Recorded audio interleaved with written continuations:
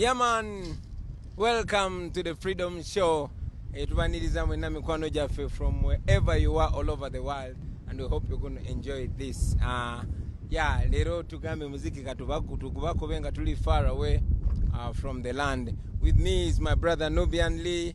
Yeah, my brother Aziz Azion. Yes, blessed love. It's always good to do music with you, bro. Panange, we are doing this as a freedom show, but we don't like to, seem so formal tulina kusiba matayo kogera ku bituufu no naffe ba muziki tusobola okudda eno nga tukuba omuziki gwaffe nga tugonyumirwa kyokka nga twogera ku nsonga enkulu entuufu.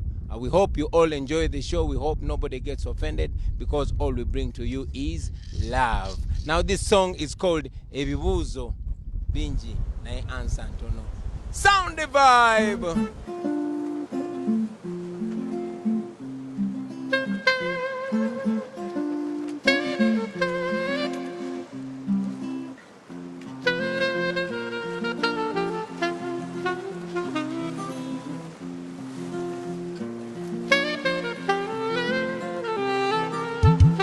Newe nyimba lwa kunonya kamere naye nga bino byenyimba si bya masanyu bulira omulumi obunkolokota ku mutima konze kansibeero nzije mbyatule naye nsi nekyuse nnyo bannange Mukama alabika ng'eyatwetama abaana baffe betuzadde balabye okuzikira ensi eno ejjudde ababbi bana abafuzi bafa banditulaze ekkubo mulimu gwe baliko omukulu gwako k'abaanansi bannamadiini Katonda be yali yeesiga babbira mu linnya lya Katonda what a mess but this way up in the community buli kimu kya bbeeyi kuba kuteberete n'ebizimbe bwe bijja bwe byokya abantu ebibuuzo bingi nga ansa ntono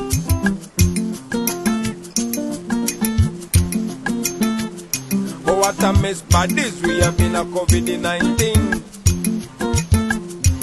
buli kimu kya bbeeyi kuba kuteberete n'abalwadde bwe bajja bwe bamala ne babulawo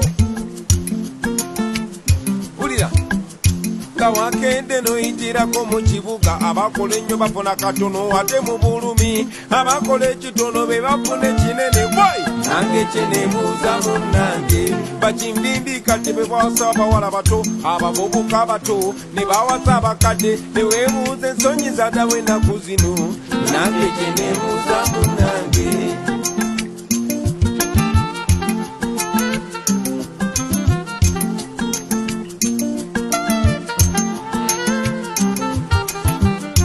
olwanyisa obulwadde n'olwanyisa emmundu nange gye neebuuza munnange emmere gye basonda ate tugirabako eno nange gye neebuuza munnange abantu beeyo mwafunye ku kyokulya nange gye neebuuza munnange what a mess but this we have in a community buli kimu kya bbeeyi kuva ku kibiriti n'ebizimbe bwe bijja bwe byokya abantu ebibuuzo bingi nga ansa ntono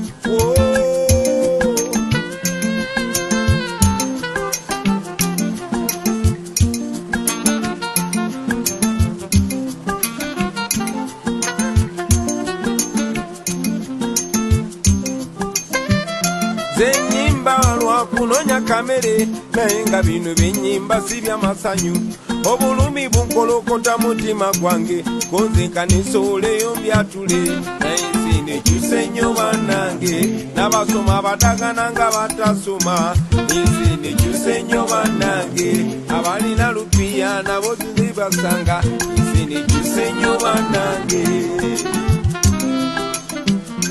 ensi nekyuse nnyo bannange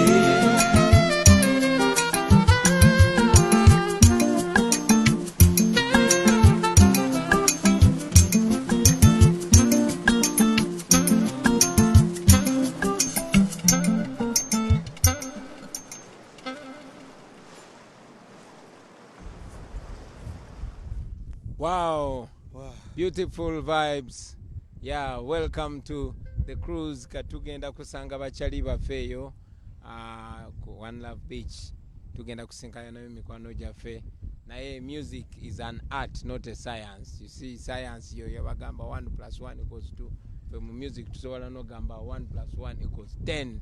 Yeah, we can make music anyway. It's a good vibe, but still we talk about freedom talk about what we must do as a country. Many times I meet my friends, fellow artists, and they say, "Emwana Bobby Wine going back to politics." Nengaba mwana, politics is not anything special. Politics is you. It is the decisions that are being made for you, whether not by you, but they're made for you. Atono COVID-19 wadenga chali kizibu naye tuyambye nnyo abantu baffe ne bajjukira ti bino bibakwatako tebikwata ku bantu balala kubanga abo abatufuga bibasalawo naffe bitu affectinga fundamentally bi affectinga abaana bo balidde ki bi affectinga oba bagenze ku ssomero oba tebyagenzeeyo kati saawa zino tuli mu lockdown tosobola kunnyonnyola muntu relationship eri wakati wa COVID-19 ne curfew naye kasita obudde buziba batandika bakuba ku bimigo naye ate nga twandibaddemu naffe ne tucontributinga ku bintu ebisalibwawo ku ffe tikati otaddewo curfew lwaki omutaddewo anyigirizaani otaddewo lockdown lwaki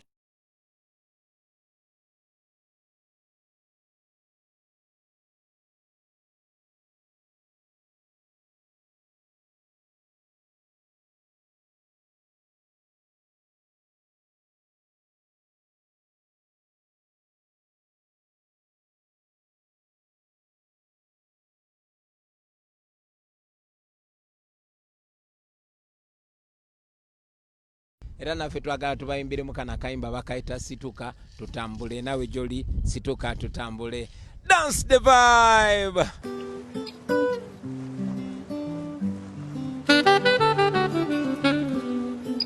Welcome to the Freedom Show, ladies and gentlemen.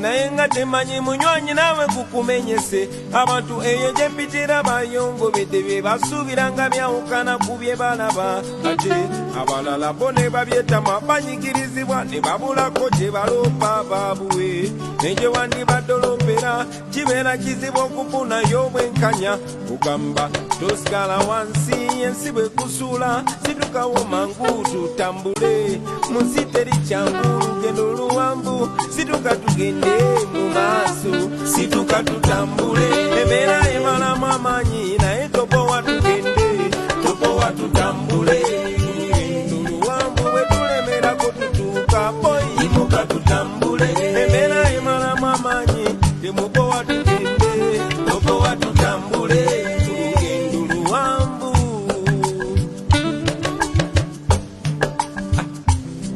So when the going gets tough, the tough must get going, especially when leaders become misleaders and mentors become tormentors.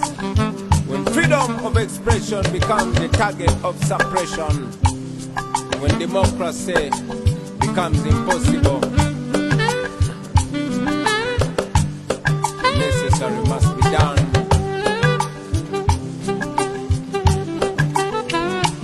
Emyaka gibadde mingi n'okunyigirizibwa nakwera kubadde kungi boyi n'essuubi libadde lingi nga tusuubira nti oba embeera nakyuka mu wakiri ze kati kyenzudde enkyukakyuka gyoyo ya munange eri mu mikono gyo mwennyini kubanga oyo gw'olina omwessuubi amazima naye alirinamu gwesebo kale gwe buli bw'onoogwayimuka otambulirewo ebisoto byekubireko mu kkubo gwe buli bw'onoogwa n'olaga nti ogwamu amaanyi balabira ku gwe abalala obugobe bw'oyitamu naffe bwe tuyitamu naye tulemerako bba lwe tunaamalako omuliro gutwakiramu gusinga gwe tuyitamu gwe buli bw'ogwa kuba kuyimuka kale yimuka embeera emalamu amaanyi naye topowa tugende topowa tutambule tuluwanvu bwe tulemerako tutuuka boyi yimuka tutambule embeera emalamu amaanyi temupowa tugende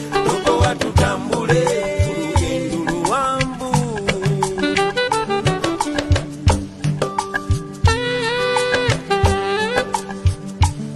Ladies and gentlemen, Joseph Sachs.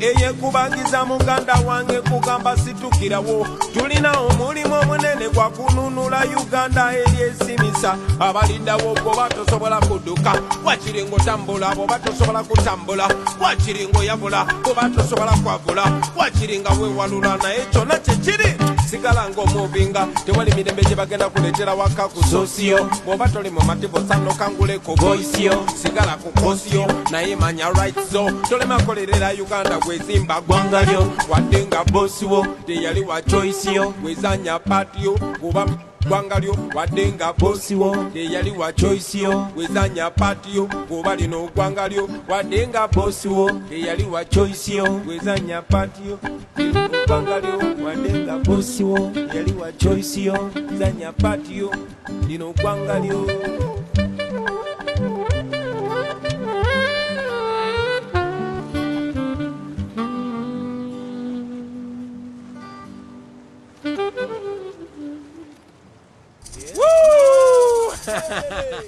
Omanyi mwana Bob Marley yagamba omuziki ne bwe gukuba gutya tuyinza wulira bulumi. So it's a beautiful thing. We celebrate music on Lake Narubale, our beautiful lake. Named it Victoria. This is Lake Narubale. We are in a generation that is bringing back what belongs to us. First of all, our freedom, our identity, and in fact, let me take this opportunity, Nubian, to advocate for the restoration of the original names of our natural futures. Imagine such a beautiful lake, the biggest freshwater body in the world. It is ours because it belongs to our grandfathers. We are born here, and then you name it Victoria. No, sir. This is Lake Narubale. And the same should happen to the roads. There's no way we should continue using names, Makinon Drive, Makshon Falls. That is Kabalega Falls. And there was even a dare to rename it. Anyway, that's a conversation for another day. We should just be proud that we have a beautiful country, Uganda. Tunensi eyakabi wano osule kijanjalo no gende bibyo no komawe myezi ebiri maso no jawe chokulya nolya. So it's beautiful. However, he who is given so much is expected to him, or I mean from him or her. Katonda tuenensi akabi nyonyo Uganda na ate sometimes ofune chakabi ne chifoka blessing oba curse.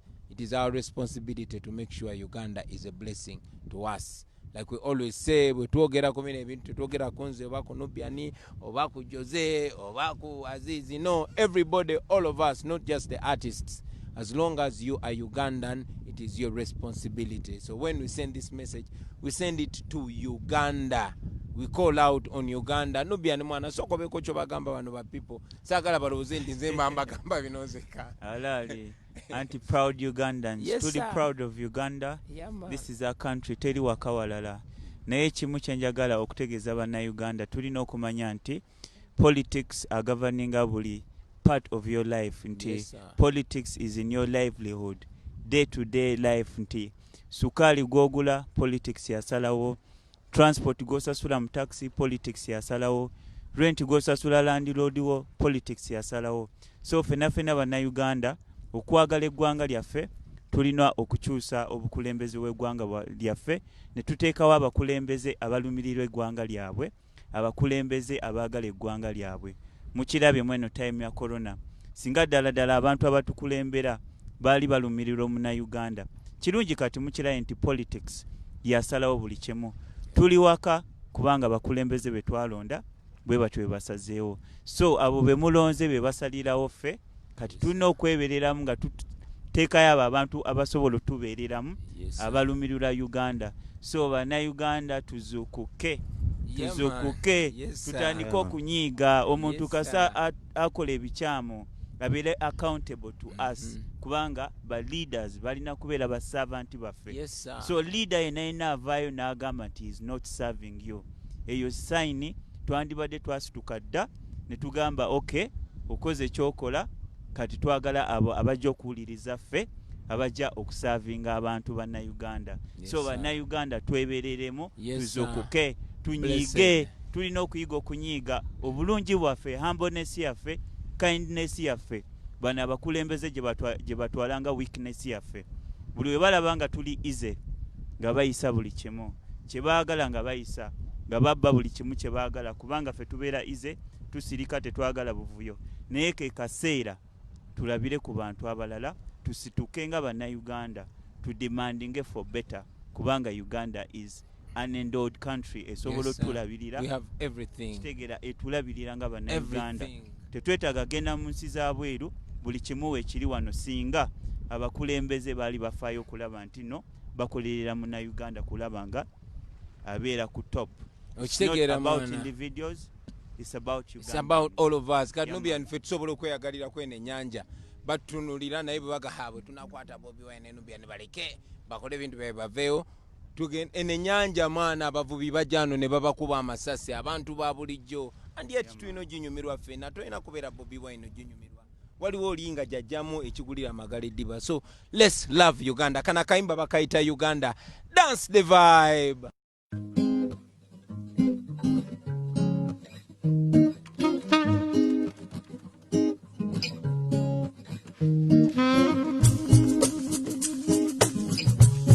UG my mama land, Wake up, UG my fatherland. wake up. Well, it was 9th of October 1962 when our nation was born, beautiful and endowed with the promise of democracy, with unity in diversity, different tribes, different religions, but coming together to form a nation that will make life better for the future generations. Well, indeed, we are that generation. We are the grandchildren of the independence generation, and oh yes, we are the grandparents of the future generations. So we must come together to find solutions. Since our leaders don't care about the next generation, all they care about is the next general election, which they also want to rig.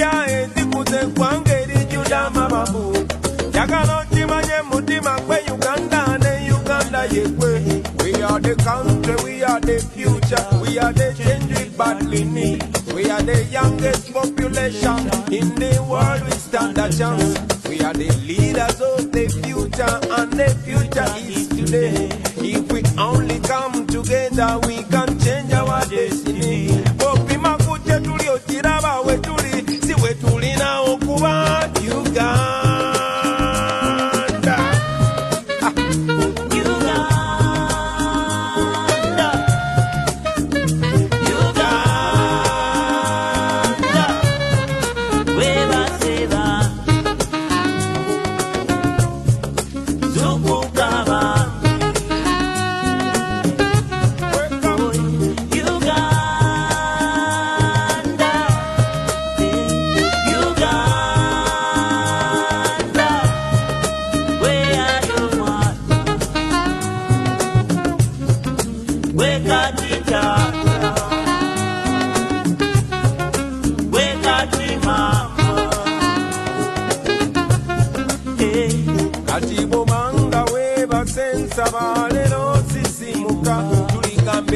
eggwanga twakiraba nti kiki temwakola eyali omuto oluli abuse ng'emyaka giyise kati yeffe emiti emito kuba olabe nga twejuna gwe muti omuto oyibuba olabe nga wejuna saba wenjigire mu bikolwa byolaba naawe ebinyuna ensiyo oleme byakunda kumbali kuloba ensi ng'ewaba ogiraba oleme nakuba walayise eddembe lyo terigulwa bunusu yagala okimanye mutima betuta yeffe be basingawo okutya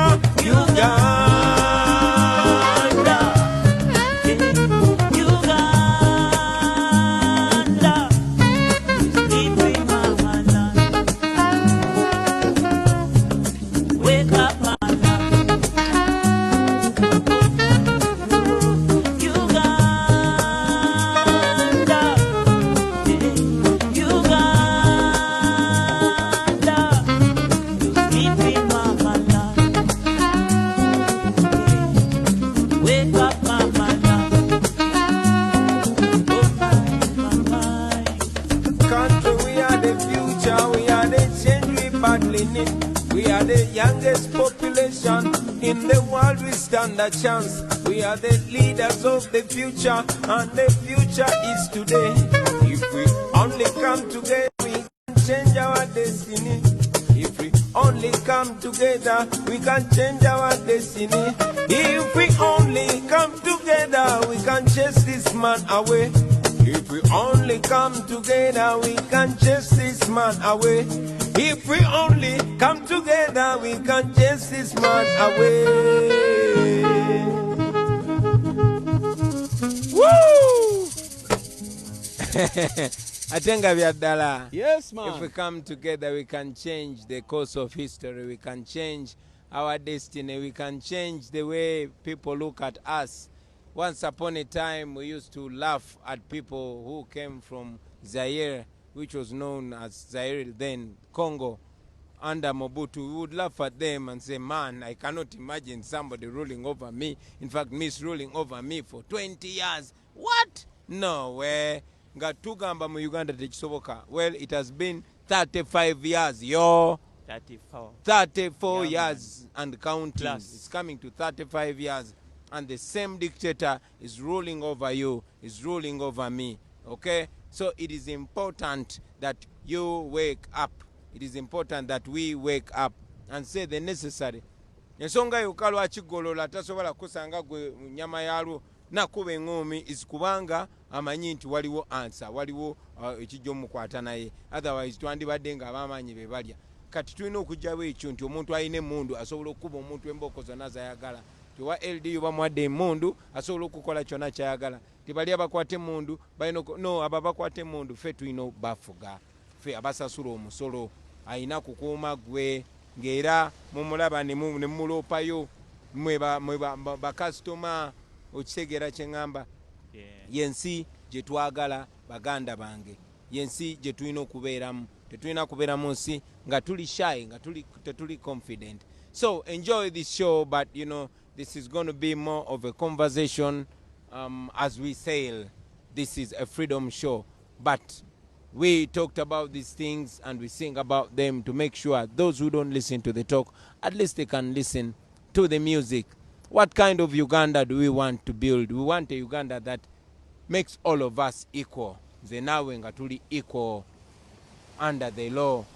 When we do something good, we are rewarded. Nga tukulabira ku kyokola, si gwe oli mwana wani, si gwe oli mwana wani. No. In a Uganda where somebody is defined by the content of their character, not their tribe, not their family, not who they know in revenue. You know, we want a Uganda where you'll go to revenue and see a national character, not only people that look like each other. You know, we want a Uganda where you look at the police and the army and all, you know, government institutions where people don't look like each other. Because even here on the boat, I'm a Muganda, he's a Monobi, Oli Mugisu, Oli Musoga. I mean, that is Uganda. That was the deal in 1962. This nation should give equal opportunity. Banadiope, Nibo Nabona Nevegata. But now, man, there shouldn't be that rampant tribalism like we see. Banji tebagala kyogerako naye mwana nze nja byogerako kubanga nze ye style yange yakubabulira mullo kubikuba mutoki no bikuba mutoki. Rasta said something man sagala mbere nga nze njogera ya man ngaye muwulidde omukulembeze wagambye tuyiga okulaba nga ensi yaffe ebeera ng'ensi ezo endala ze twegomba okubeeramu. Ku byobugagga bye tulina mu nsi eno twandibadde nga tuli ku level nti abantu abava mu nsi endala bandibadde bava mu nsi endala ne bajja ne bakuba ebyeyo wano nga ffe tuli balangira, tuli bakabaka balangira, kubanga we come from the pearl of Africa. Wano buli kimu ekitandikira. Ti byonna byonna we should be living as kings and queens mu Uganda. Tuleke kubeera ba slaves. Naye currently batufuula ba slave, tuli okusavinga just ka group kamu ak'abantu ab'omukwano n'abafamily ab'oluganda nti bo baasalawo okufuula Uganda faamu yaabwe. Tulina okuvamu eyo mu mbeera twebereremu. Ate okiraba Rasta. Yeah, man. People see and understand what we're talking about. True. And they want a better Uganda and they know they can get it, but they are scared. Okay, they want to go to heaven, but they don't want to die. They want to become physically fit, but they don't want the pain of the gym. So if you want to get what you've never gotten, you must do what you've never done. Okay, you must break your fear. Nze kyali ono wamuyitanga byekwaso omwana gwe nalabirangako yalinga wakabi nnyo yagambanga people want to go to heaven but they don't die. Ngati yasoma nnyo nga abeera ewaffe mu kyalo naye ngali very intelligent. Era manyi nti waliyo babyekwaso all over there. Muyigirize abaana ba ghetto, you never know you're inspiring the next leader. So dance that tune, Rasta.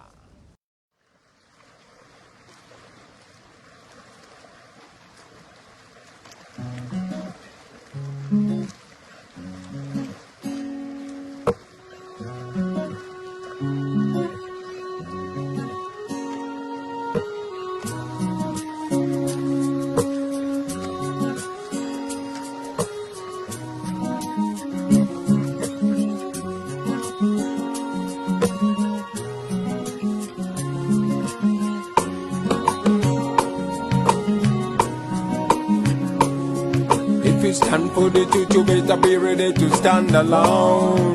Alone. If you stand for the truth, you better be ready to stand alone. Alone. If you stand for the truth, you better be ready to stand alone. Alone. Stand for the truth, you stand alone. Ewaffe gye nakulira mu kyalo wabangayo omusajja yalinanga sente nkumu. Byekwaso yali wakabi mukanoni nga lwalabikako bayita wamu n'effiye. Naye gekinewunyiza ku sente ze yali alina byekwaso yali tapowa mu site. Nga n'oluusi baffire bwe bakyala yabakwata ku mukono n'abaleetako mu geto. Era nze okuva mu buto nayagala nnyo bwe nkulame nga byekwaso. N'olumu ze namusalako nemwebuuziza nayo kikola otya byekwakyo. Yangamba bw'oli kulobere nga nze sente zolifuna zireme kufuula muntu mulala.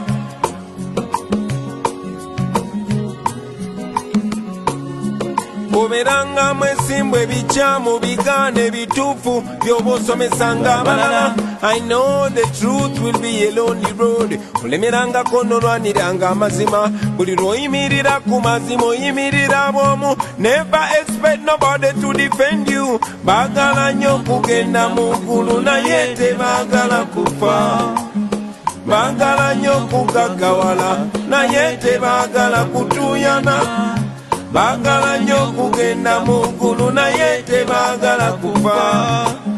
Baagala nnyo enkyukakyuka naye tebaagala kusibalo. But if you stand for the truth, you better be ready to stand alone.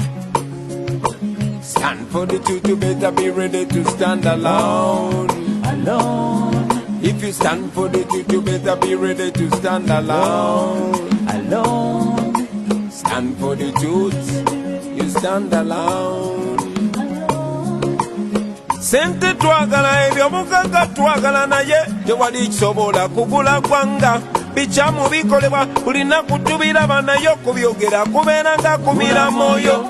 sekyenava nsalawo mbyeteeseze byenjagala okukyusa kambyekyusize oba kugogola maloba lusika ndwezimbire byenjagala okusomesa abaana kambesomeseze sekinnuma engoye tuzijjanga China nga tuli mapamba tuzala ne badesigner singa twali twazimba oil refiner tetwandivunamidde embeera z'abaforeigner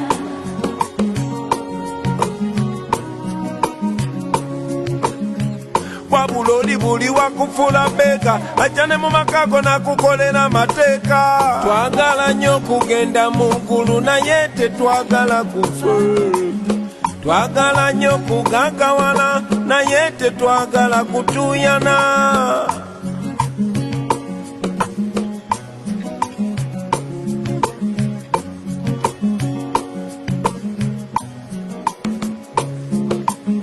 twagala nnyo enkyukakyuka naye tetwagala kusibalo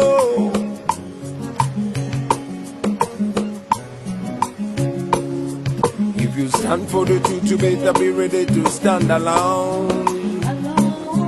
If you stand for the truth, be ready to stand alone. If you stand for the truth, you better be ready to stand alone. As if you stand for the truth, you better be ready to stand. Last verse. Kati nze nva waggulu nga mbagamba nti Uganda ebisinga byavunda gwe bwoba nekyokkirizaamu kiyimirirangako bw'omu nga bw'oligwe era bw'otankuula ng'olutalo nga weesize mukwano gwo mba nkusaasidde ebo abatujubisa ate ne batulabisa kale osaana obeegendereze kati amazima ga mutima gwo gulwa ggwanga lyo omutima gwo na mwana wo era nze taata yaŋŋamba labirira famire y'omukyala n'abaana bo manyi nti banja bakuwagira but if you stand for the truth you better be ready to stand alone if you stand for the truth you better be ready to stand alone stand for the truth you better be ready to stand alone if you stand for the truth you better be ready to stand alone blessed love.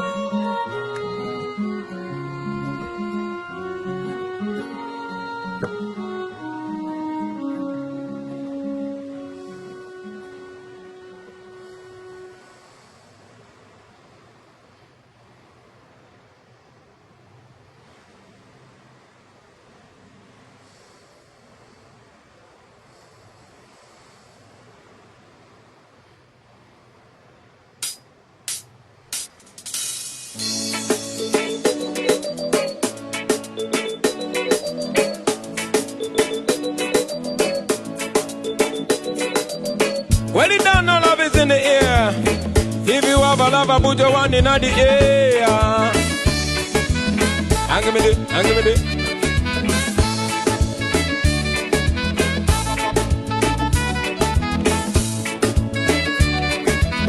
Hang me it, hang me it. Put it up.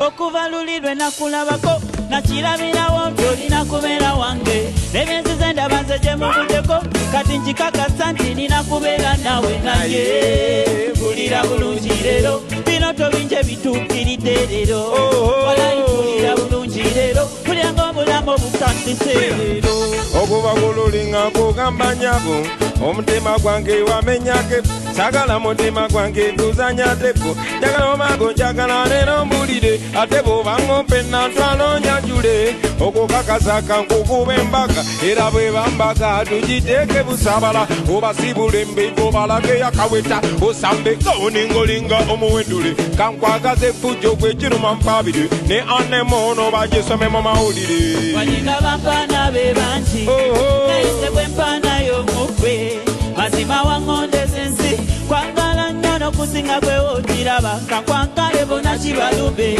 omutima gwange kuwadde baby your love is one in a million omukwano gwo tegusingayo buwogo naye mpulira bulungi leero bino tobinje bitukkiridde leero walayi mpulira bulungi leero mpulira ng'obulamu obutandise leero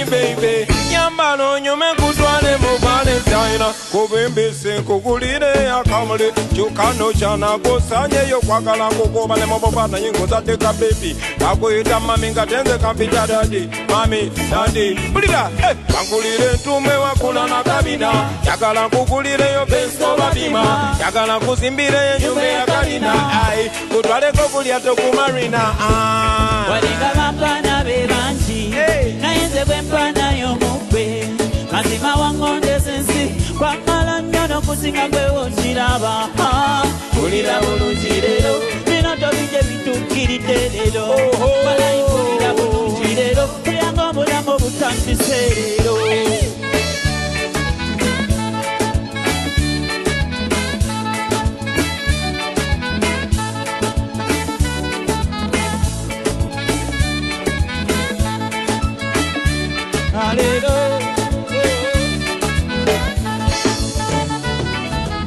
Sente wezirito Johnny baby Yambalo nyume kutwale mu Valentine Yeah man Welcome to the Freedom Show. It's always a pleasure Tsanyisenyo kubera namwe wena wherever you are watching from Eri kuboti nga tukruzinga ebade jaribu now welcome to the real show This very song bakaita balungi balumya tujakawereza chali waffe bamuyita ngoba sonko ani linya lyali ya kisiramu wego atunyumiza story eno ne tujikola makayimba kakunyumire and all the broken hearted people dance a fire oh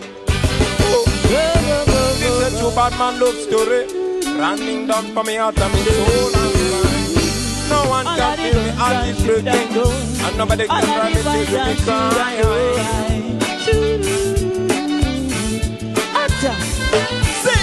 Mazima nzute chitufu chiri mumokwano Omokwano kunyuma Jekukoma kunyuma jekukoma kukulai boy Golo mokwano kulumai Joko mokwagalo muntu nomwe wa mazima Abalungi balumya Nomesiga ndomagala ndomutima nokumomalirako Abalungi bayiwali Mazima genda nosanga omuntu nomagala nga mazima yetakulinako Takula kumwitalu kwa muamani Owulire sekomye Katize nange yaliwa n'omutima gwange gujjude ebimundu mmwe bitagambika Nze nakaba na dada najula n'okunywa obutwa banange era bweruma Yes you may Don't believe me when a bad man swear If I want it to have a love affair My memories will never die Cause my love for you will never end Yes you may Don't believe me when a bad man swear If I want it to have a love affair My memories will never die Cause my love for you will never end Sing! Mazima nzute chitufu chiri mumokwano Omokwano kunyuma Jekukoma kunyuma jekukoma kukulai boy Golo mokwano kulumai Joko mokwagalo muntu nomwe wa mazima Abalungi balumya Nomesiga ndomagala ndomutima nokumomalirako Abalungi bayiwayi It's a true bad man love story It's a love story All of the girls and children No one can be All of the boys and children do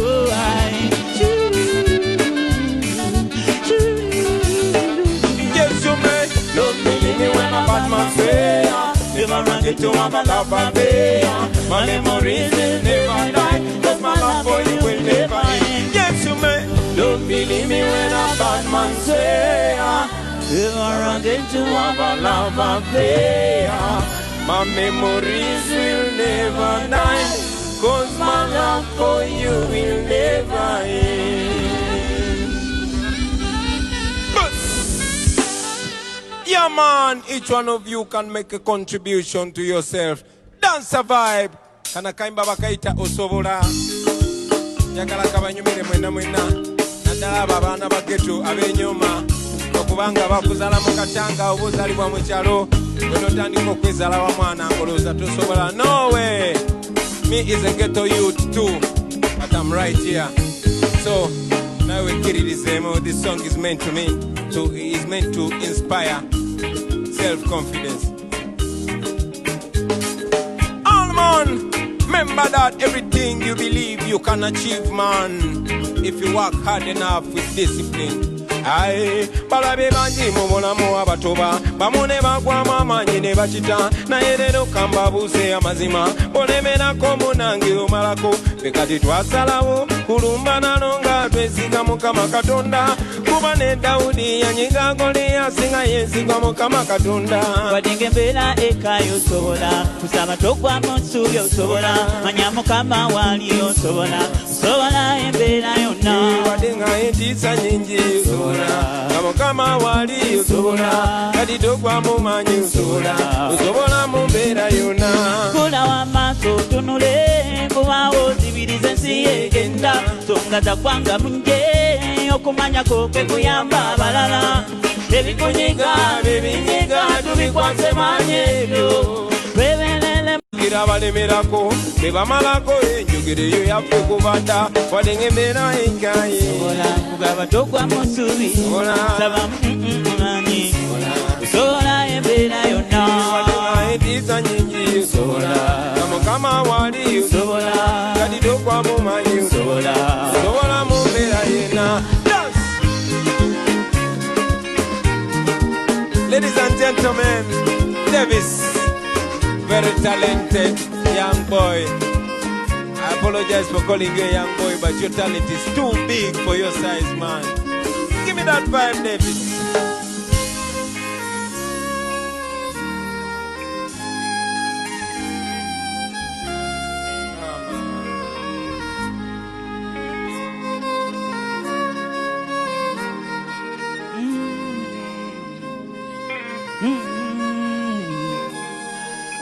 Dance. abadde bakulimba Sobola, abawoza tolumba sobola, Katonda talimba sobola, manya ye indipenda sobola.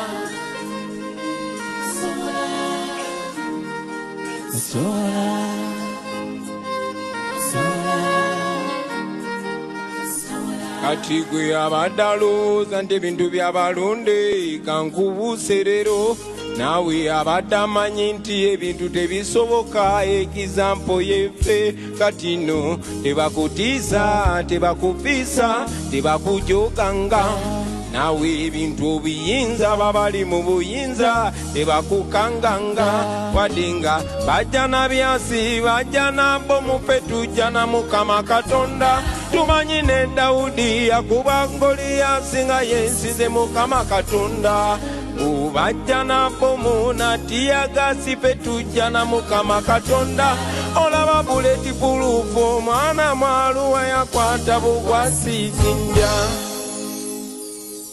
Blessed love. Yeah, man. Yeah, Nubian. Yeah. Kasoke nyimbe kana kayimba nga tusomerako ba ex bona simo bubi in Chameleon his voice. Simo bubi. Yeah, man, greetings fellow artists, whoever you are, wherever you are, I bring you love and respect. Ladies and gentlemen, it's not only us, it's not only Bobby Wine and Nubian Lee, but it's an honor to perform alongside Aziz Azion, a very special talent in voice and instruments. Big pleasure to be performing near my brother Jaja Baker, Joseph Sachs. Abalanja kuba mbogerako nga tweyongera maaso naye tusoke tuyimbeyo kana kayimba bakaita speciosa wanchawa. Dance of fire!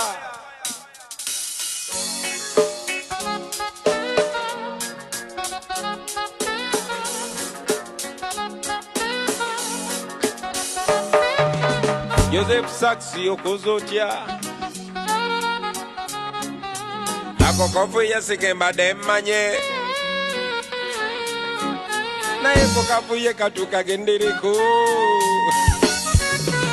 kubanga guno gwenkubye si gwe mulembe gwa luli guno gulimu olu Facebook live balina ebiwala matu ebitira bitya nga gobigendako bubi obeera wakutya ulira anyomiza omuwala gwe nayagala yabeera nga kamocha mu community bamuyita sipesiyoza nataba naye nayagala sipenzini siribira bacalumo nanjabulira nenegayirira sipenga tabiwulira gakuma bibi nkukamite olwo ndaba ebyange bye nabiwedde Umoyo nga nze nazikidde yaŋŋamba don't worry just pass the feeling sibeze yoza wanshawa naye mu byaddala olinga nga eyanyamba singa walite wanshawa sandisobodde nfuna mukazi ananzimba sibeze yoza wanshawa naye muka katonda mugolonze wanyamba singa walite wanshawa sandisobodde nfuna mukazi ananzimba naddamu okumulaba nga eyali sibe tosobola kumutegeera Eka nyini teyetegeera ewajajayibo mu kimumba seri eri wansi yena semba y'omusanga mwana muwala yayiga n'okonya kabanga tuli ne batayi bange tuli muswaka tunywa na byaffe tuteredde yekaziza zimbidde akudde n'ette bisebo olwona yakkalidde ondowooza ngalaba musana konze gundire katongo babikadde emusomera kuba kubya jeme bwe yanjagalira nga tukyanga n'ekyaga bamumpisangako mu shoti pajero nembonaabona ekigonga kalira piro nenkoga nga sikyalya wadde naŋŋamba don't worry just pass the feeling sibeze yoza wansha alinga nga yanyamba singa waliti sibeze yoza wanshawa naye muka katonda mugulu nga wanyimba singa walite wanshawa sandisobodde kona kulya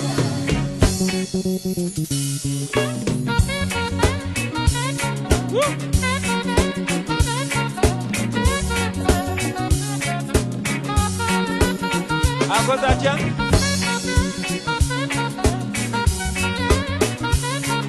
ye mama kati nalaba ekkubo bali batuufa kugoba yakulaga ekkubo bakulekawo fuba kulaba ng'okola luliba olunosizinkana asandira embaga manya nti omuntu bwakugyawo oba okalidde wegaba ng'obadde kataala oba ozikidde akugyawa n'olemerako oba wefudde na fala okwagala okakomukwano ebiko byayala bakindaga luli mbiseera bya geto nebambayo embeera mbabuuse baana basibo gwokabira ng'amaze okukyawa njagala okimanye oluusi gw'abalina omukyawa kale no sirika tokaba munange dondiwale ejasipasivi esipesi yoza yanshawa alenga gabe yanyewe dani manjikiwe kano kakwereza chali wange sipesi yoza wanshawa naye kakube mpola mpola. Yeah man, I want to dedicate this song. Keep the vibe going to Sadan Magic. I did Nubian Mao, Murihaso, Dan Magic, and I can't take over Manyaga Chali out. Nanga Mamana, but Chali Bank Bajakuruza. Ovachi. But now don't look at me as an MP. Look at me as an artist. Because Kuanga Paper artist, we make a satire out of everything. That's what makes Chris Ogon funny. That's what makes Fire funny. That's what pushes the very noble message far and wide. What would you say? So kadimwe bachali banga bali eyo. Mumanya mazima. Yeah. For example, I know I have memories. Atwimira one twogere ekituufu. Fena ne bachali bange bonna bonna betwali mu Fire Base Army. Neba artist bannange bonna bonna naye lwakuba ebiseera ebimu bo bamanyi obbatemera ne bankyawa okuggyako omuziki gwereke gugende maaso now I'm an artist and this is heart to heart. So ekituufu kyo kiba kituufu. The truth is the truth. You might buy it, you might beat it, you might kick it, you might lock it in a jail, you might pay people to speak otherwise, but at the end of the day, there it is, the truth. So, I want to dedicate this to the friends I lost because I stuck on the truth. Bachali bange mwanchawa naye nzikirabanga namwe abanyamba singa mwalite mwanchawa sandibadde freestyle. Bachali bange mwanchawa ubanga babatemera ne mumbuka singa mwalite mwanchawa sanditegede ndi namwe muli balaisi bakyale bange mwanchawa olw'okugenda ku mazima ne mumbuka singa mwalite mwambwaka nandibesize mu byakabi ne muntunda ne fulufiga wanchawa naye muga katonda mukulu nga wanyamba singa walinga tonchaye nandikwesize mu byakabi ne mumbuka ne basi kati wanchawa chali wange amazima nawe nontunda singa walinga tonchaye nandikwesize mu byakabi nonchi waliyo abalala bangi nnyo oba mbogereko naye I want to keep the friendship and you guys know that at the end of the day I love you and you love me, but because money and confidence, but you can have a harder breaking point as a generation, man. We must not lose each other to greed. Okay? Naera nidamo kubalaba ndidamo kubalaba nga eyali Bobby tosobola kumutegeera nakanyini nga ndidamo kubalaba nga eyali Bobby tosobola kumutegeera nakanyini teyetegeera nga judde bicepe yafuuka na pulezidenti ng'eyali Kaguta wamwe twamuwangula alina eri mu kyalo nga bano Nine bakyali bange ba Edimutwe tuli wali tuteredde nga tuli ne batayi bange ba Director Devi nga tuteredde nga tuli ne bakawo bange ba Nubian Entebbe nga tuteredde tuli ne batayi bange ba Dani Magiki Entebbe nga lituvimba ngabo babuse sipezi yoza wanchawa olinganga eyanimba ate no mwana watu sijasiba miziki bibanchawa. Muhozi was my friend, Kaihura was my friend,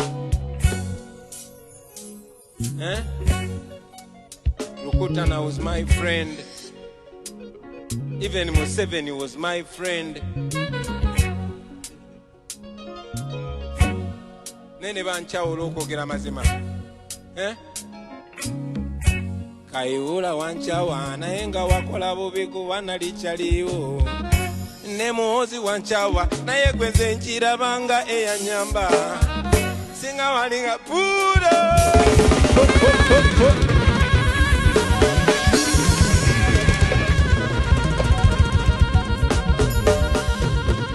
that's a fire. Yeah, like I said in the beginning, please don't take offense. I'm an artist and we turn everything into fun. It takes maturity not to take offense of art and a little bit of comedy.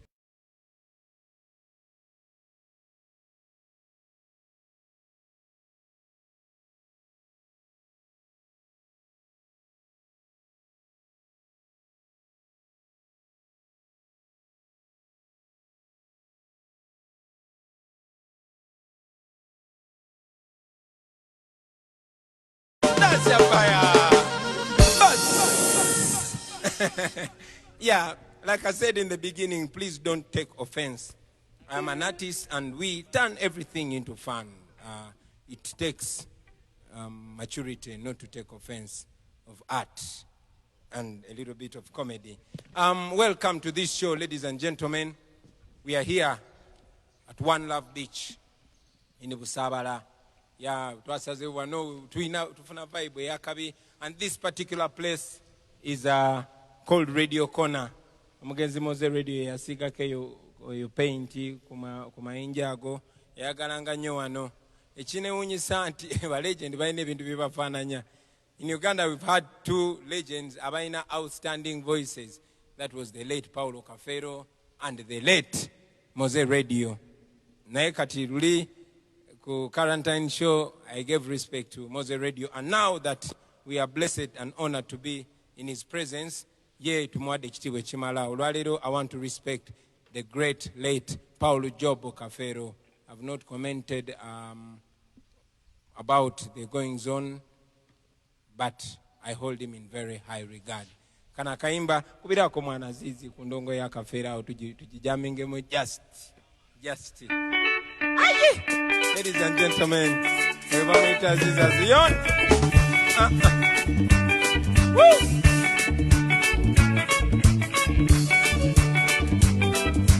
Agamyacha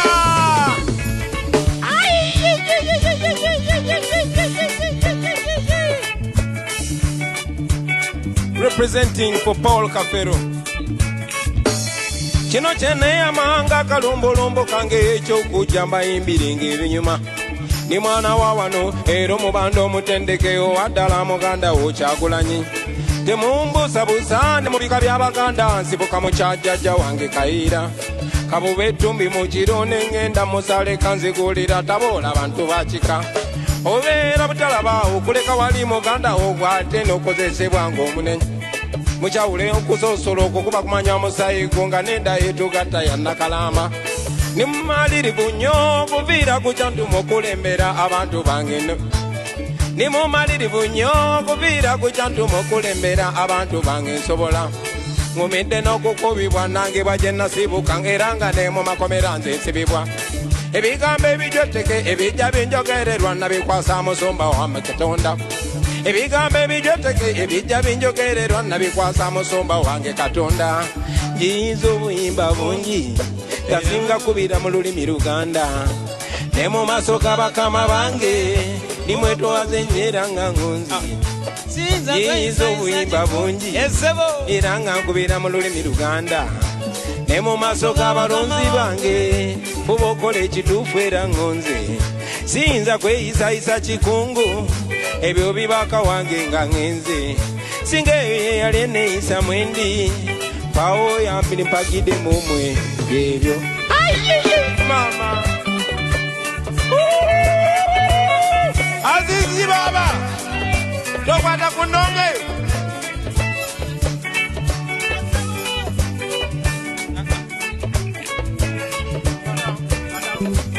nkubire padam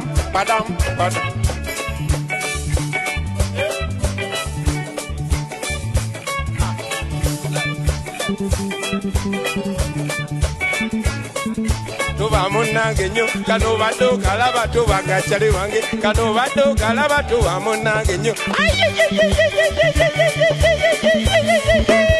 Kafero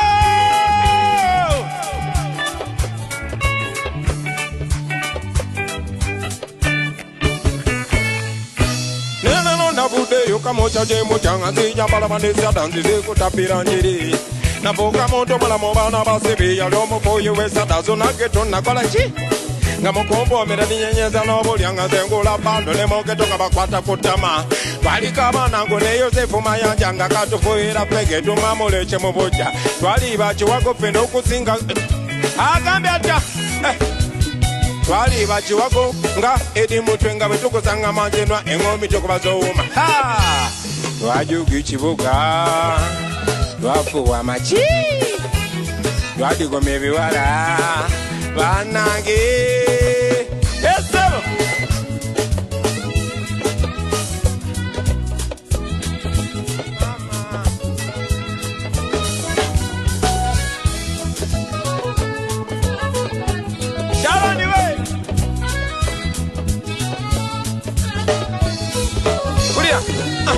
tondaba kati sebo okubonga ne bano babesije ne bamawo nali kibanda pull up blessed love. Yeah man, it's like only yesterday when I was in my early 20s. We give thanks for the gift of life. We give thanks for the thousands of second chances that we've been given in life to make a difference, to learn through the hard times. Like Malcolm X one time said, don't be so quick to judge a person because they don't think like you or see the way you see things. Because there was a time when you did not think the way you think today. So, let's try to be patient with them. Bajja tutegera maana. Nange mnamala emyaka mingi nnyo ngangamba maana abo abantu bali mu byabwe abo ba politician until I realized nti tuyina naffe okuplaying a part. I hope it did not come almost too late. It's a pleasure again to have you, friends. This is the Freedom Show. We use music to address the issues. Like Bob Marley one time said, when music hits, you don't feel no pain. So we hope you don't feel no pain. Because what we're saying is the truth and nothing but the truth. So katonda tuberenga tubakuba guno muziki. Dance! Freedom comes to those who fight, not to those who cry. Because the more you cry, the more your people continue to die. So rise, free yourself. Yaga yaga yaga yaga yaga yaga yaga yaga yaga. Bada bam bam bam bam bam. I don't know why the corruption is too much. Yaga yaga yaga. Why the price of electricity too high? Yaga yaga yaga. Why the price of education is too much? Yaga yaga yaga. Can't you see the tribalism is too much? See, I would like to communicate about the things that we have to eliminate, the ignorance and poverty to eradicate. All the world I get to people them to educate. Don't you try to politicize, don't sing or be whining with the designs. Sensitize me, sensitize, cause I know my people must realize the most important thing, that true liberty begins in your mindset. To bring it to people, they must educate, but education is expensive to get. It's like you said, we carry water in a basket. I don't know why the corruption is too much. Why the price of electricity is too high? Why the price of education is too high? Can't you see the tribalism is too? Kemudao mwerimbe, kemudao mwerimbe, moza tukavamago. Kemudao mwerimbe, moza mulinda government bayambe. Temodao mwerimbe, mbokukana rale bayamba mwe. Temodao mwerimbe, akawanika ka COVID mubimanyi. Temodao mwerimbe, nga COVID bamukola mu musimbi. Temodao mwerimbe, bano COVID bamukola mu musimbi. Temodao mwerimbe, mbu scientific bichi.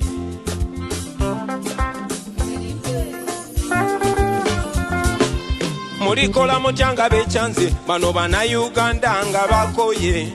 Mulikola mutyanga basazewo, ne bava mu mayumba ne balumba. Mulikola mutyanga banyize nga abana b'Emali bwe banyize.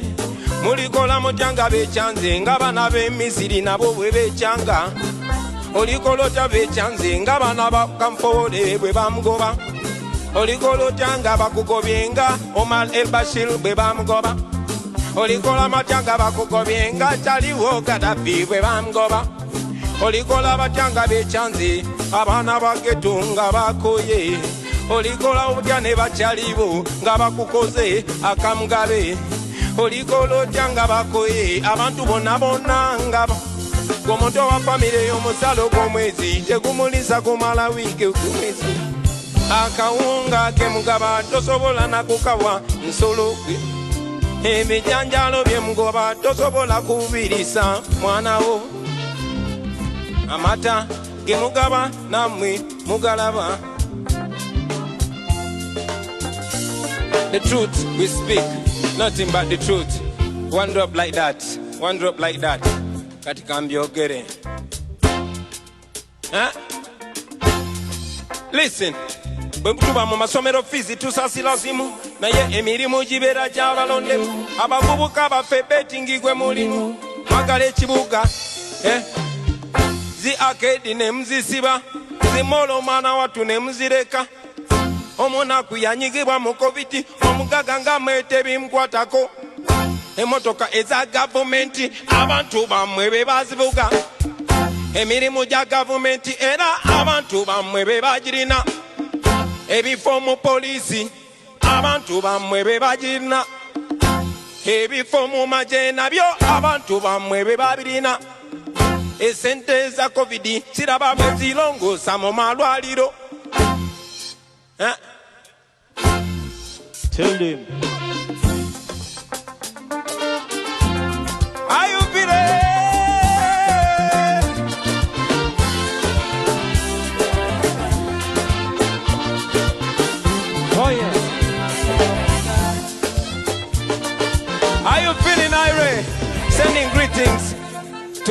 fighters, all the freedom fighters, wherever you are.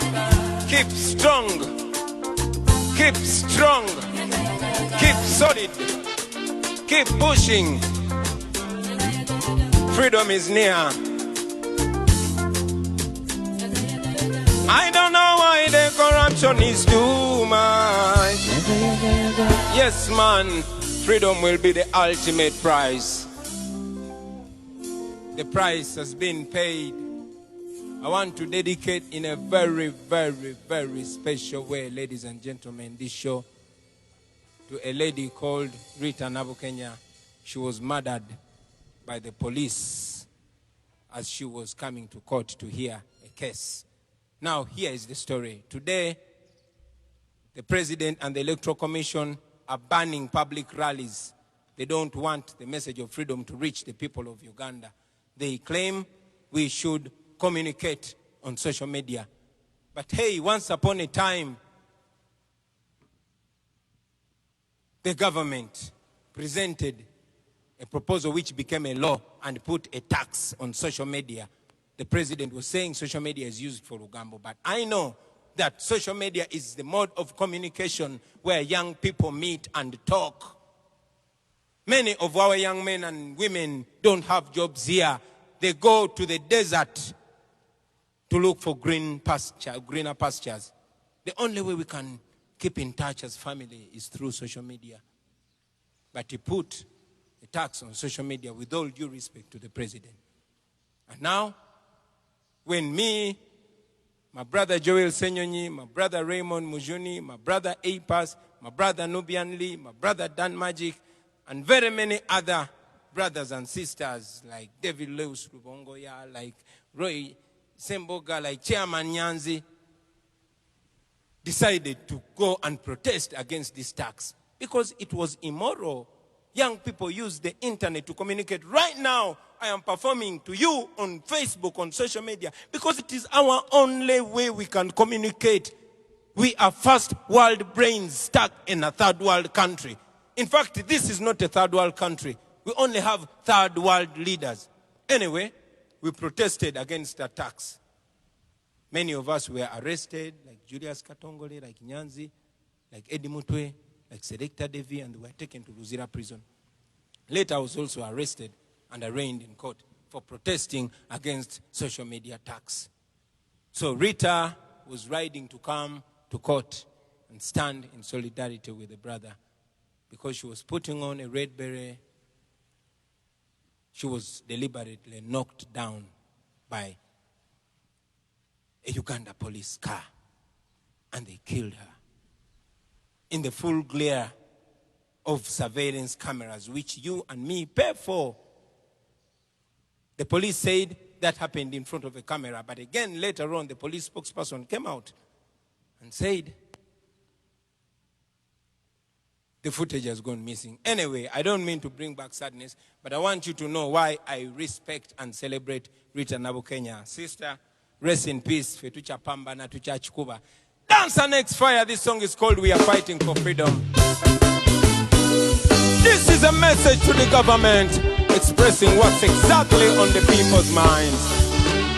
Wako ebinyigiriza obulamu bwaffe mazima mutumala keddembe lyaffe Uganda yetambula yedda mabega mutuse n'okutwetamya eggwanga lyaffe mulimba mutufuga bubi nnyo nammwe kale tetuganye mwalwana mu nsiko naye gwe omwana gwe wasanga nga tannazaalibwa kati naye yazaala nadda kino mukiŋŋambire muzeeyi abamutuukako ne bazeeyi banne bamugambeko en'ensonga nkyamunyo kyalemeddeko kati eggwanga lyonna lyetamwada amazime yalinga democracy mwagibuluga kati yafuuka na hypocrisy.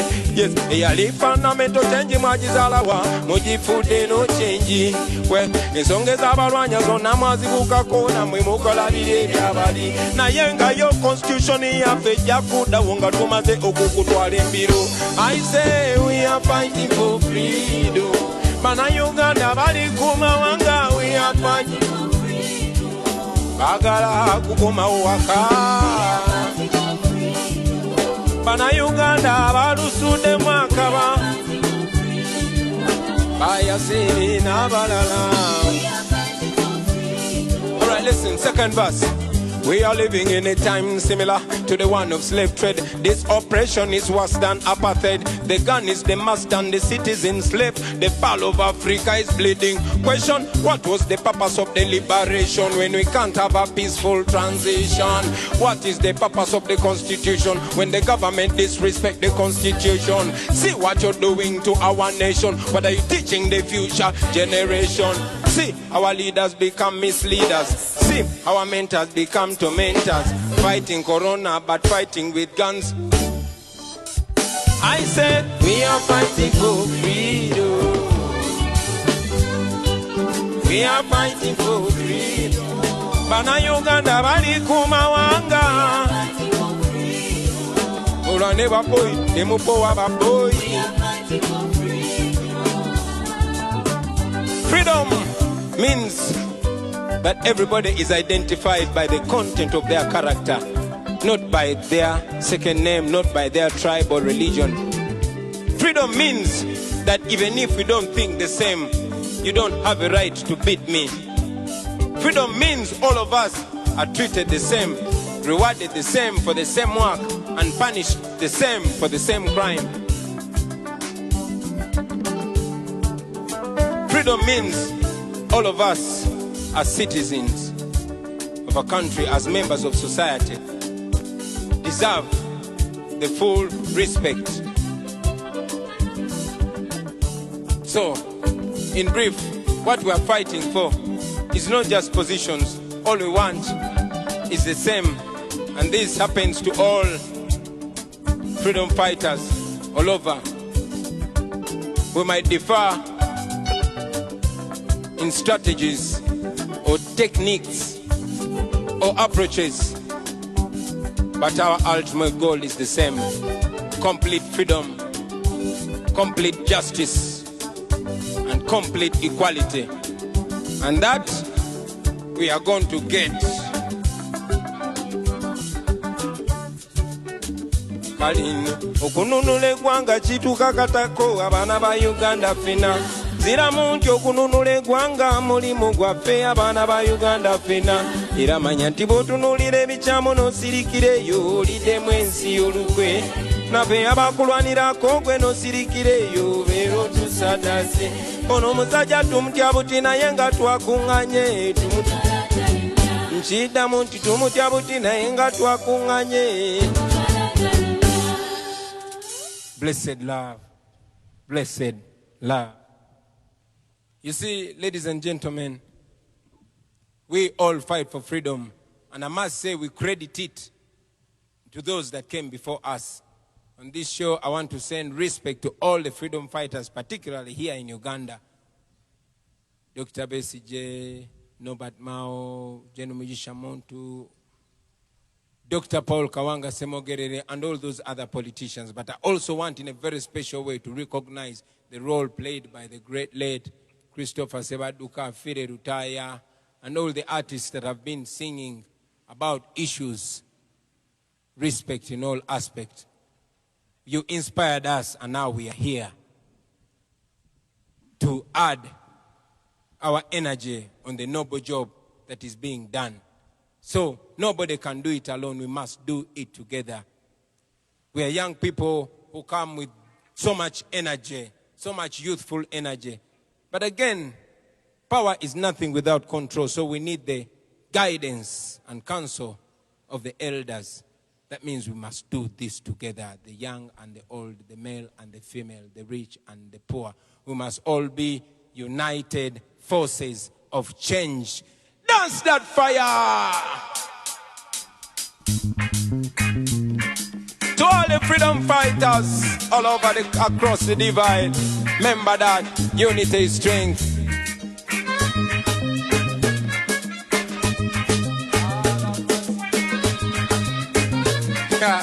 Ladies and gentlemen, Joseph Sass, once more.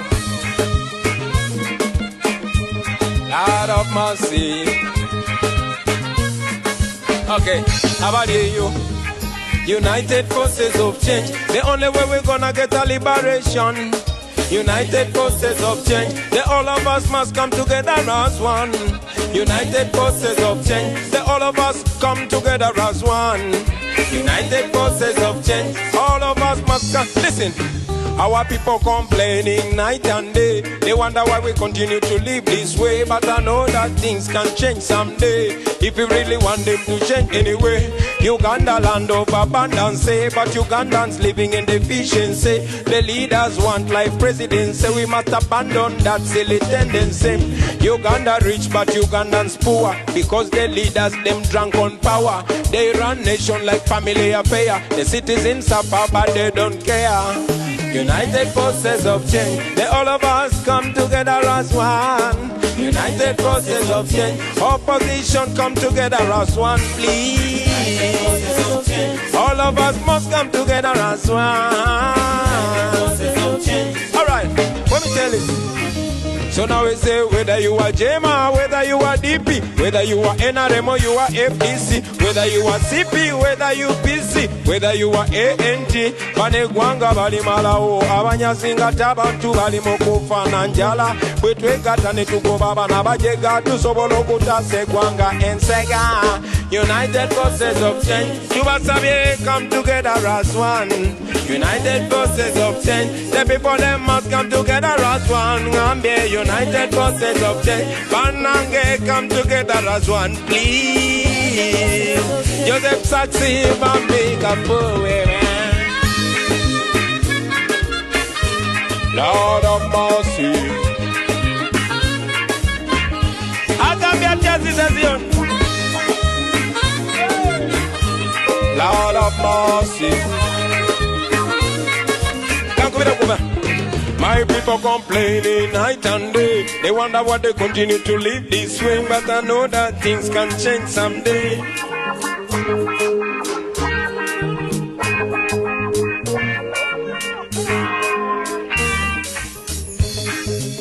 We're the best, we're the best.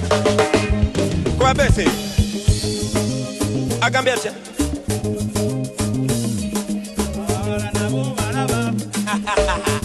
I can be a chef. Abalala na bombalaba, simana obo balaba, na embalaba, eh. My people complaining night and day. They wonder why they continue to live this way. But I know that things can change someday, if you really want them to change anyway. Uganda rich but Ugandans poor, because the leaders them drunk on power. They want nation and family affair. The citizens papa. Lord I must. United forces of change, the only way to get a liberation. United forces of change, people come together as one. Whether you are Eastern, whether from Eastern, whether you are from Central, whether you are Eastern, whether you are Northern or you are Western, whether you are Islam, whether you are Christian, whether you are culture or you are Rasta. Blessed love.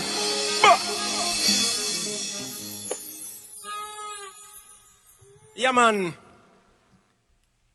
Like King Selassie one time said, until the philosophy that holds one man greater and one man inferior on account of anything, skin, color, race, tribe, religion or creed, until that philosophy is finally and permanently destroyed and discredited, it will be war.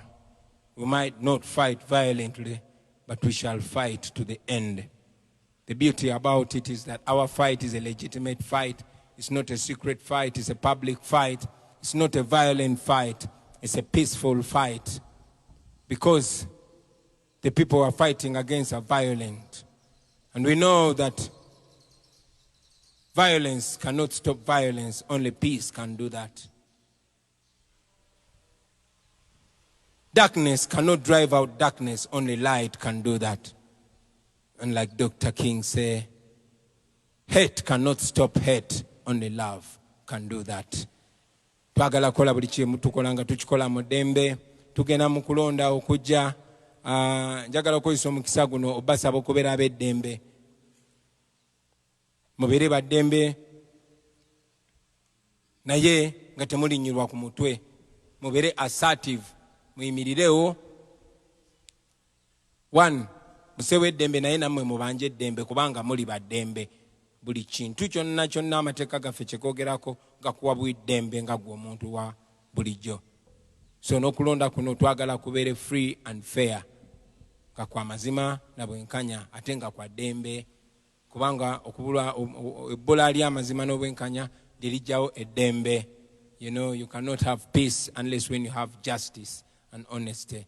So let us put the ingredients together that bring peace. Kana kayimba bakaita ddembe, njagala kabaweereza mwena mwena abaana abafuna eddembe, agamuntu abagenda okwewandiisa, abagenda okulonda. Dance of fire!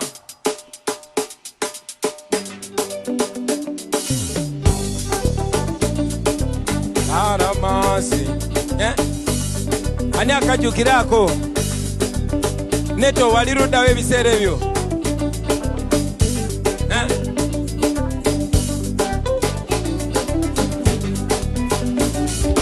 Abakubangana abalumangana abatemangana balaba bavumangana mu kifo ky'okulungamya kw'omuntu eyandibaddewo okulungamya ababubuka lwakiko bakulembera mu kukola obutabanguko bino byonna beeratidde nnyo okulwana mu bavubuka kususe nnyo abakulembeze kibaswaza nnyo kale abavubuka nze nsaba tukole bwe tuti okulonda kubeere kwa ddembe n'obuyinza bubeere bwa ddembe ne muzeeyi apowe mu ddembe Uganda etunyumire sabye okulonda kubeere kwa ddembe n'obuyinza bukyuke mu ddembe naffe tuvimbe mu ddembe obulamu butunyumire ova ku independence tuli mu ntalo kyekireetako kuva independence tuli mu ntalo kyekiganye ne Uganda okola lwa ntalo buli gavumenti yezena ntalo ate baagala okugenda zibenga ntalo bakikola batya bali aba Tanzania bakyusa nga tewali kulwana ntalo bakikola batya bali bana Kenya bakyusa nga tewali kulwana ntalo bakikola batya bali ye tewali kulwana ntalo lwaki mukitandika abasebo abakulembeze okulwa mu ntebe kyekireetera Uganda okuvuga muzeeyi Museveni okulwa mu ntebe. One drop. This is unfiltered. One drop.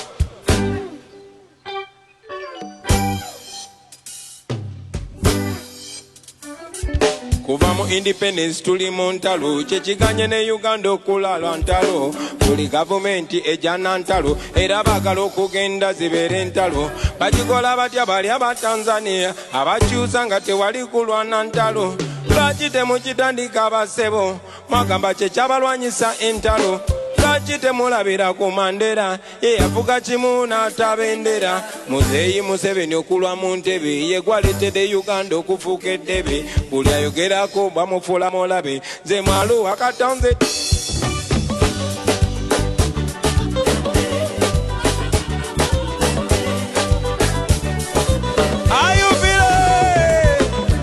kati okulonda kubeere kwa ddembe n'obuyinza bukyuke mu ddembe banange tufuuke baddembe Uganda etunyumire nsabye okulonda kubeere kwa ddembe n'obuyinza bukyuke mu ddembe banange tubeere baddembe.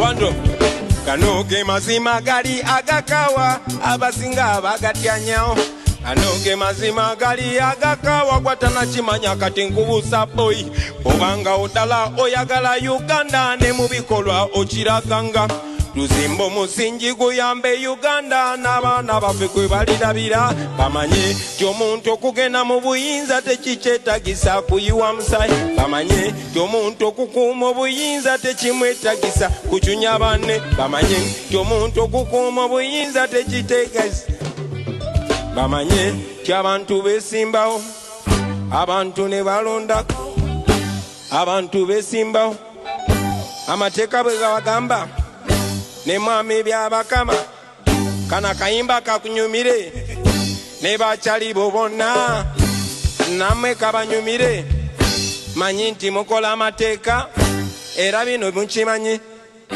ti abantu beesimbawo abantu ne bakuba campaign abantu ne balondawo asinze nga abafuga gwe basinze nga asikawo naye gwa bakulembeze kati bimuyoga kimu byakulimba lwaki mutufuga bubi bwe tutuse okulonda ne muteekawo okukyanga lwaki mututidde nnyo tutuse okulonda muteekamu obukolomoni kiki mutidde nnyo tutuuka okulonda muteewala ebya campaign nga mutidde nnyo mbu scientific campaign lwaki mutidde nnyo gendako oyitireko wa mu kikubo bwe mutidde nnyo naye musanze bannayuganda ababuufu mutidde nnyo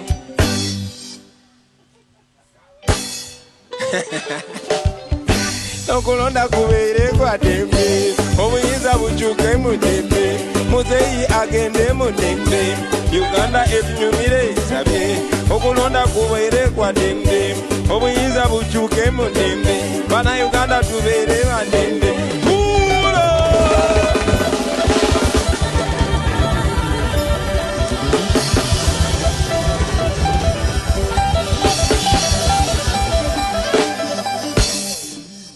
Yeah, man. Frantz Fanon say, every generation must identify and discover their calling and either betray it or pursue it.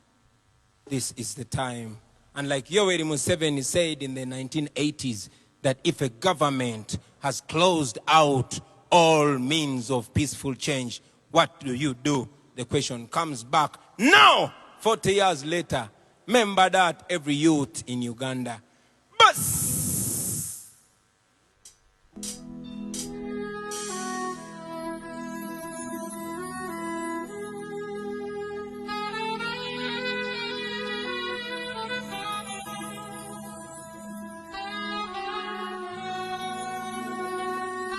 Woo! Come in, Nubian. Olutalo nga luwedde tuliyambale ngule tuliyambale ngule tuliyambale ngule olutalo nga luwedde tuliyambale ngule tulivimba mu Uganda empya. Never and never again shall it be. Kana kaimba kandi nyumye nga Dr. Hildaman Nessa babadde basuubiza okubeerawo naye baŋŋambe bakwatibwa trafiki nemanyi balaba nabo live. Sing! Olutalo nga luwedde tuliyambale ngule tuliyambale ngule tuliyambale ngule olutalo nga luwedde tuliyambale ngule tulivimba mu Uganda empya. Tuliyambala engule zimasamasa olutalo nga luwedde tuliyambale engule tulivimba mu Uganda empya. Obusosoze nga buwedde tuliyambale engule n'enguzi nga ewedde tuliyambale engule n'ekibataka nga kiwedde tuliyambale engule tulivimba tuliyambala engule zimasamasa olutalo nga luwedde tuliyambale bano si be bayayi Manisulu wala watu patu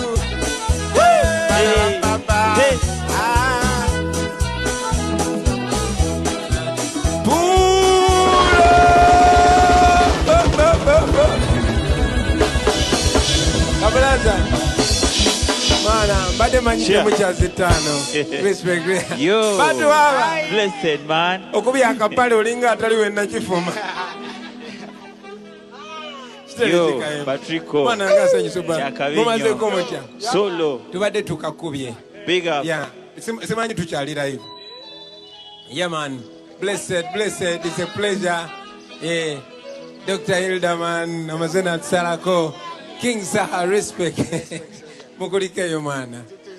Anti obudde mwana bututwala biki. Tubala tubade tukakubye naye such a pleasure. Awe muyingiridde mongole mwenyini. Kayimba baba. Kati feka tumaloba kubalaga. Mumudde wali mumbati yamwe muguwome bwe baba. Come back again with a tune. Kadem. Bakadem buto. Yeah, man. Bwana muyingidde mu time. Dance.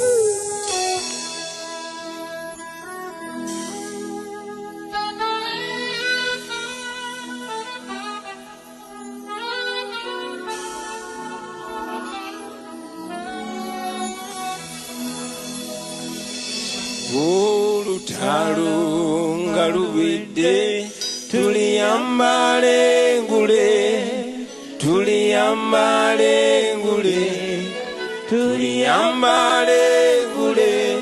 olutalo nga luwedde tuliyambale ngule tulivimba mu Uganda empya. Never again shall it be that this beautiful nation will continue to experience the oppression of one by another and bear the indignity of being the skunk of the world. Yaga. Olutalo nga luwedde tuliyambale ngule olutalo nga luwedde tuliyambale ngule tulivimba mu Uganda empya. Tuliyambala engule zimasamasa olutalo nga luwedde tuliyambale ngule tulivimba mu Uganda empya. Obusosoze nga buwedde tuliyambale ngule n'enguzi nga ewedde tuliyambale ngule n'ekibataka nga kiwedde tuliyambale ngule tulivimba mu Uganda empya. Otiyagasi nga wete obwana kyemalira nga buwedde tuliyambale ngule obukeruzi nga bugaze tuliyambale tulivimba mu Uganda empya. Tuliyambala engule zimasamasa nga luwedde tuliyambale tulivimba mu Uganda empya. Batu obuyinza mu mikono gy'abantu Ensuubize tulebanga tebakyatufugisa mundu ensuubize mu ggwanga ery'amazima n'obwenkanya ensuubize tulinyumirwa Uganda eyo kati kwefuna endagamoto osobola okwebereramu n'okukyusa ebikunyiga agamaanyi tugalina People power iwagudde tuliyambale ngule tulivimba mu Uganda empya. Kafuwe Joseph.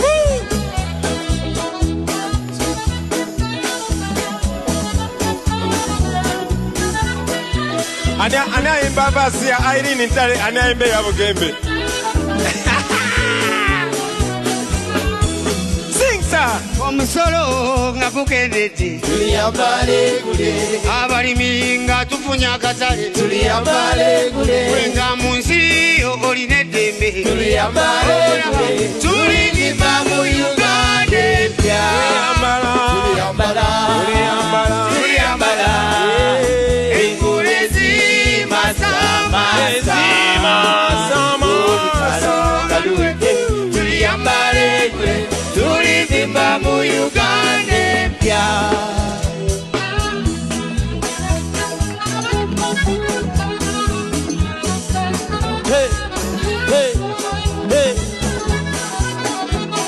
Eno basi ya Pastor Bugembe kanjimbe. Okay. Mukozesa mirembe temulwana tuliyambale ngule bena tuli bana ba Ruhanga tuliyambale ngule bana Uganda tuli ba Luganda tuliyambale ngule tulivimba mu Uganda empya. olutalo nga luwidde tuliyambale ngule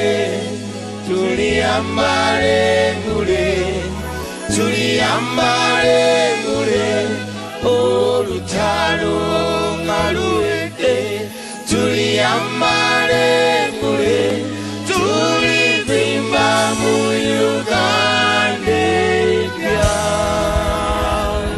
Blessed love. Ladies and gentlemen, King Saha, and on the left, Dr. Hildeman. It's always an absolute pleasure. You cannot do music alone, just like you cannot change the world alone, but at least you can be the gum that puts people together. Kabanda! Yeah, man, respect. Kabanda, respect. Vian, Pankian.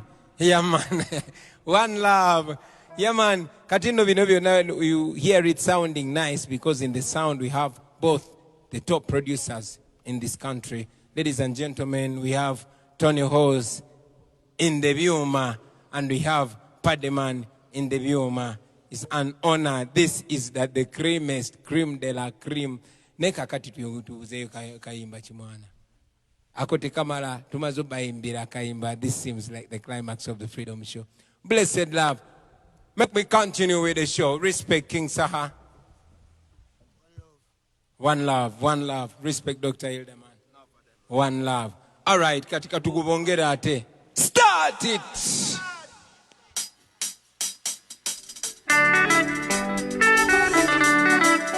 Hey, Alama. Hey, Alama, noi, noi, noi, noi. Hey, Alama. Amasungu buli wingala banzi ya see sunshine. Nendo zabe chibera baby nga you are mine. Kubano liwe na kusanga nga tuli moja. Nenkuza batu zineko nawe omunyiko squeeze. Kakuba chengamba, olabikanga tampenda. Baby manya buli choyenda. Zenchukuwa kabono nenda. Ay, one day you say it is on the kanya, another day you say it is in Muge. One day you say you are on the Paraga, another day you say you are my UK. Anya be pingo itiri mochinya, olinganga dai ni mobile. Na yenga chanega, ejana chanega mama. Singana lingi na waka uku, nandi bade nangi ni amasabu. Kugame chanega, chanega mama. Singana lingi na waka uku. Jizaba tolo vera kubana balala kubana kewiti. Nesere moto wakwe muri sanyo na yenga wakawari. Wonda bonjere kabo pido mutini na ewa tumende. Papa trigo balala papingo munyama na ewa kawamba. Dolo mwa kwaneza sete na mana na tumuga ngete. Obulu nyibo bozanaze. Ono mana nyirira mpanze. Basi kampuli na zano kama bekola puli apoteza. Kama zoke kakumenyon. Bow, bow, bow. Na yenga chalenga. Ejana chalenga mama. Singana lingi na wako. Kandi bade na ngeni amasa. Chalenga. Chalenga mama. Singana lingi na wako. Kandi bade na ngeni amasa.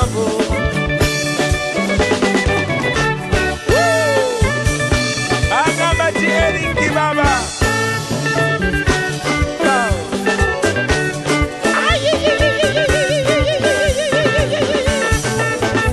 Ebola bando kopyange ya miraka sindi manyiga mukwano. Ebole tazibule nazikatapira wano zosinyamo. Ebole tabirole byati ya gazi sempano nomana. Unu imano molonji kwesibide abalalamba buse. Eranda ina muganyabo konjagade abalalamba chaye. Yetuka, yetuke na ye mutute wange. Mama chalenga, chalenga mama. Singana lingi na waka uku. Nandi bade nange nyama sabu. Chalenga, chalenga mama. Singana lingi na waka uku. Nandi bade nange.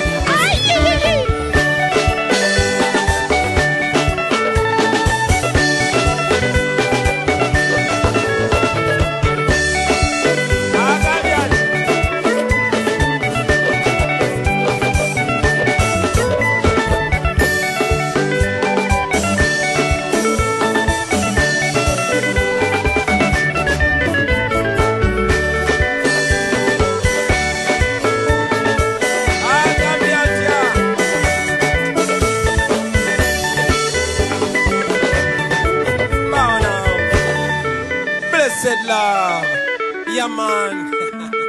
Coming to you straight from One Love Beach in Busabala. Kana kaimba kasembayo njagala kawereza abachali bange betukoze nabo concert eno abatali mu maaso ga kamera abali emabega wa kamera betutayogerako naye nga batusupportingireyo mwena tukabaweereza nammwe bakyali baffe ababeerako ne mulaba concerts zino kyakabi nnyo. This is the only way we can communicate to you, but in a very special way. Era bakyali bange njagala kana kayimba tukabaale fena ba legend bonna tuli nabo, the legendary Tony Hose yali mu byuma awo emabega sebo ja kujja ogubaalemu yeah, Jaja Pade, original Pade man, Michael Oma, Dan Magic, muje tugubale mumwa. Gutandike, start it.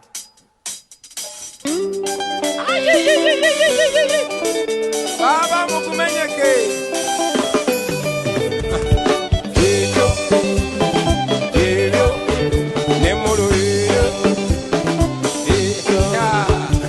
Jejo, amanyi gego.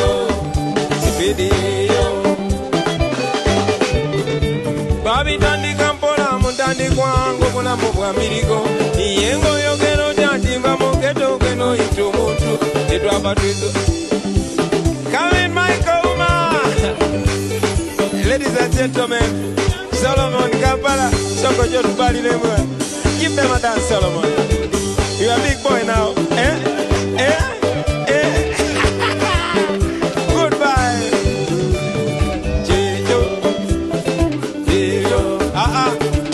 Camera, Django, and no taps for camera. Django, Remo, Django, na camera, Jejo, Amani Diego, Video, Agabia, Amani Diego, Selecta Devi, give them a dance. Jejo, Devi. Mama, Manager John, Bijo,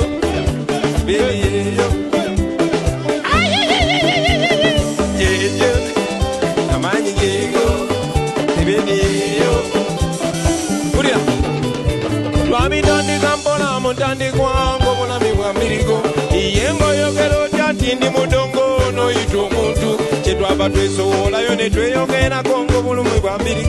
Abantu bakuwa basibwa nabandi basibwa naye twakuma netukusa ensonga wenjogera ntyonayogera ndowooza kati oziraba ensonga sukali ego nesimanyo nga tukongere amanyi Jaja Pade.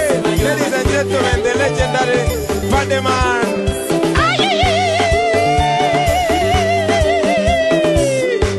Tony Hose. Ladies and gentlemen, the legendary Tony Hose. Kimujana kamera. Oyo yeze pisaze eba. Yawe na mkamera na yawe na fumbe vya kabiri. The legendary Michael Uma. Get them. Akakanzu keko. Ikanzu yeyo. Kayuganda keko. Nekakara keko. Sharon, you must give us some dance today. Ladies and gentlemen, a long time backup artist, Sharon. Chejo, Kadansi Keko, Bambi Chejo, Chejo,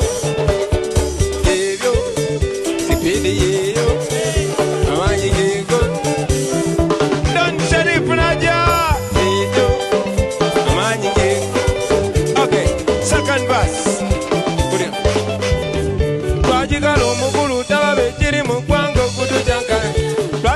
Nubian nita jano na kubaka dansi ani ayala ke Nubian ninga zina dansi Nubian kaya walaka kadansi kala masima Nubian kaya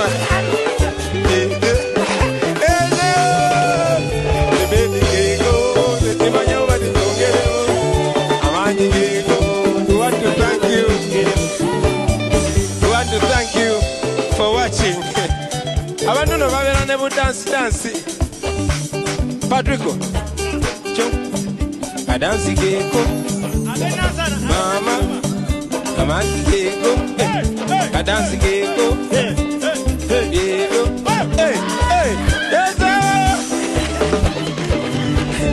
Yes. No man bwe tutaba wano kati tulabika tutabuse saganya ate kugenda mu spiriti yaffe eri ey'abamiziki mundekeremu akoba MP bannange abantu bandekeremu akoba MP. Friends, it's a pleasure being with you on this show. We call it the Freedom Show. Neera naffe tunyumirwa tubadde wano ku One Love Beach e Busabala. Mwebale nnyo, mwebalire ddala, Mukama b'omukisa. Bulira kajjeeko be. Blessed love. Thank you very much.